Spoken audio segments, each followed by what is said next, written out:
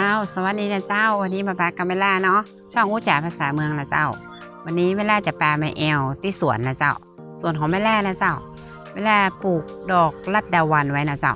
อันนี้เปิ้นกำลังตูมเนาะยังมาบานนะเจ้าแม่ล่าจะปลาดูรอบๆเนาะงามเจ้างามอันนี้รอบๆต่างข้างเพื่อนนะเจ้าเดี๋ยวแม่ล่าจะปลาดูตรงบนทำเนาะนี่ดูต่างข้างเพื่อนนะเ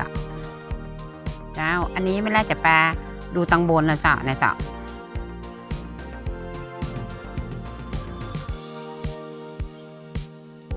ซุ้มนี้ความกว้างอยู่ที่5 เมตรนะเจ้าความยาวอยู่ที่8 เมตรนะเจ้าอันนี้มันยังตูมอยู่เนาะมันยังบานนะเจ้างามขนาดเลยเจ้าถ้าใครที่ชอบดอกไม้สีขาวนะเจ้าไม่แนะนำให้ปลูกดอกลัดดาวันนะเจ้าเปิ้ลจะมีกลิ่นหอมอ่อนๆนะเจ้า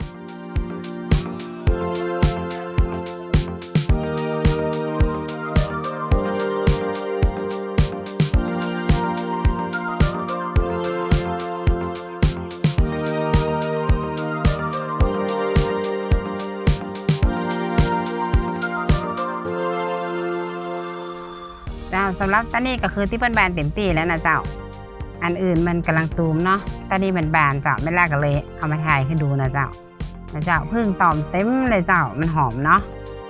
ใครสนใจก็ซื้อมาปลูกนะเจ้าไม่ได้ซื้อมาต้น150 บาทเจ้าสูงเม็ดปลายนะเจ้างามแล้วก็หอมด้วยนะเจ้าสำหรับที่นี้ไม่ล่าไปก่อนนะเจ้าเอาไว้คลิปหน้าปลากันใหม่เนาะสวัสดีนะเจ้า